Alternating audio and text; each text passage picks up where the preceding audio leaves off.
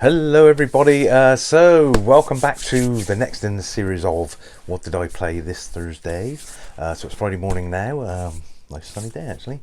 I'm stuck in here with you guys, but I prefer this. Anyway, so last night, Chippenham Board Games Club, we played 3 great games, one of which has been on my shelf of shame for 5 years.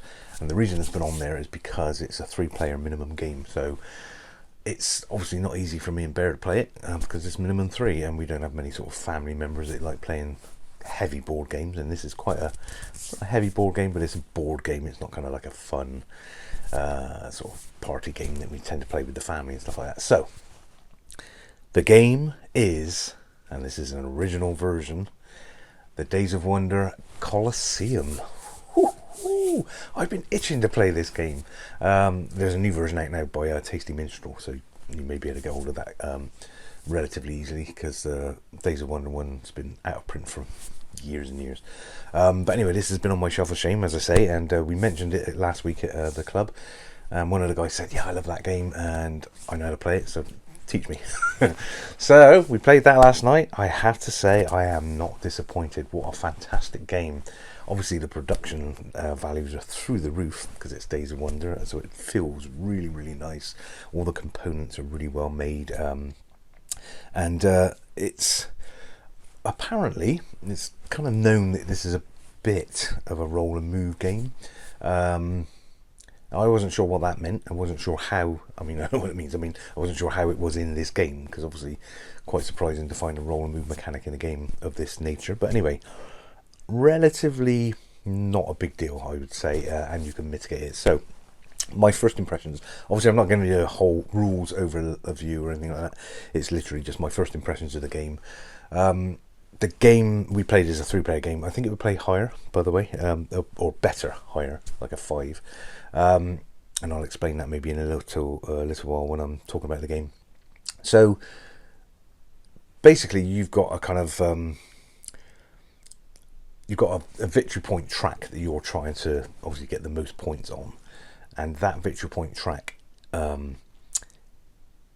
basically drives your tactics. I guess that's the same in any board game, but this is quite specific, and I'll tell you for why. In this game, you've got 4 things that you can do each turn, and there are 5 turns, basically 5 rounds, and each turn 5 rounds, and each turn you do 4 things. Don't want to put up 5 fingers, but 4 things. You buy things to utilize in your section of room in your Colosseum, in fact.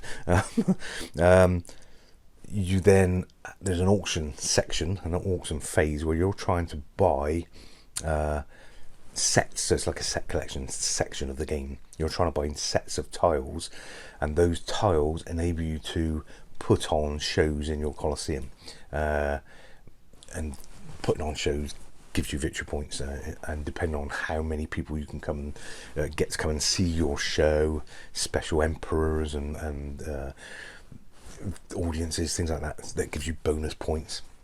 And so you buy things to put on your show. So for instance, you can actually buy shows. You can buy extensions to your Colosseum, which starts as kind of 2 half moons, and you can buy extensions that put it wider and wider. You can buy audiences in, or special seating areas. I think it's called the Doge, Loge, I can't remember. Where your emperor would sit. So you buy that, it gives you extra points. So there's that buying phase. There's a set collection phase where you're trying to buy sets to enable you to put on shows, because each show has a little row of icons that you have to have those particular items to be able to put on that show. So it might be and it's little icons of, say, 3 gladiators and 3 ships and 2 lions, and you need to have that to put on this show, so you collect those. You can put on the show if you don't own all those things, but you lose victory points. So it's like I've not got one of those things, so it's -3 points. I've not got 2 of those things, so it's -6 points, that kind of thing. And there's a victory point value on each of these shows. And then the third phase is, so you buy things, you auction. The third phase is you or you can kind of trade with other people. You can say, oh, I've got some things you need to put on that show, and you've got some things I need to put on that show. So you trade things between each other. And then the fourth phase is you actually put on the show. I think that's right, but I'm probably getting this wrong. As I say, my first impressions. Then you put on the show and you score the victory points accordingly, depending on what these extra bonuses that you've earned and so on and so on. And then the victory points are counted up. So let's say, for instance, you earned 12 victory points on your first show. You move your counter along 12. You then get 12 money from the bank, so you get money equivalent to whatever your show earned in victory points. And then the whole thing goes on again. First player token moves on and you do the same thing. And then the crux of the game kicks in, because when you do a show, you flip it over and it's got bonus points on the back, and this kind of implies that you've done a good show, people will come and see your next show, so you get kind of a boost of popularity, 5 victory points. So you get a couple of these shows at the start and some money, but the whole point is you're trying to buy in more, bigger. And so the next round, you do the same things. You do the auction, you do the buying things, you do the trading things, and then you put on your next show. And in that example I gave just now, I can't remember what it was. Did I say 12 points? Let's say it was 12 points. If your second show makes 12 points or less, your counter doesn't move. So you have to beat the victory point score of your last show. And obviously you do that by buying bigger shows that earn more victory points, or buying these extra bonuses and things like that. And so, say for instance, you've got 20 points on your next show, then your counter would move up from 12 to 20, and then you earn 20 money from the bank. And then the next show you want to be more in 20, say 25, 28, and then the next one 30, 40, 50. And so basically your counter doesn't move every go and score whatever. It's not 15 plus 20 plus 30. It literally moves and stays kind of maxed out at the highest that your shows so far have put on. Obviously, generally, you do tend to edge up, but you want to kind of really push it. You don't want to just go up at a couple of extra points each go. You want to keep pushing it and pushing it again, maybe 15, 20 points more each round. Very, very tricksy, very clever, and obviously trying to figure out which show to buy because of what you've got. I mean, a couple of the bonuses as well. If you get 3 of a certain thing, so 3 lions on my shirt, 3 lions, you would then earn the kind of lion bonus. It's like plus 4 points. Then if you put on a show with the lions, they're kind of the star attraction, and it gets you an extra 4 points. Same thing if you get 3 gladiators, you get the gladiator bonus, the star attraction, 4 points. So again, if you put on a show with that person in, or that attraction in, so you could have 2 or 3. You could have the lions and the gladiators and the ships, all 3 of those bonus points. That's 12 points. Yay! But of course, you've only got that because you've got 3 of those in your collection. If somebody else then gets 4 in their collection, they immediately grab that star attraction from you, and they can earn the bonus points. And then if you get 5, you can grab it back. It's that kind of push-pull, depending on the amount of sets that you've collected and things that you've got, and you're just literally trying to fulfill these kind of contracts, if you like, for the show requirements. Very, very good. And the roll and move thing comes in where there are kind of, I think it was 6 different senators and I can't think of the words now, but posh people, posh people from Rome. And they're dotted around the board, and it's a kind of roll and move track.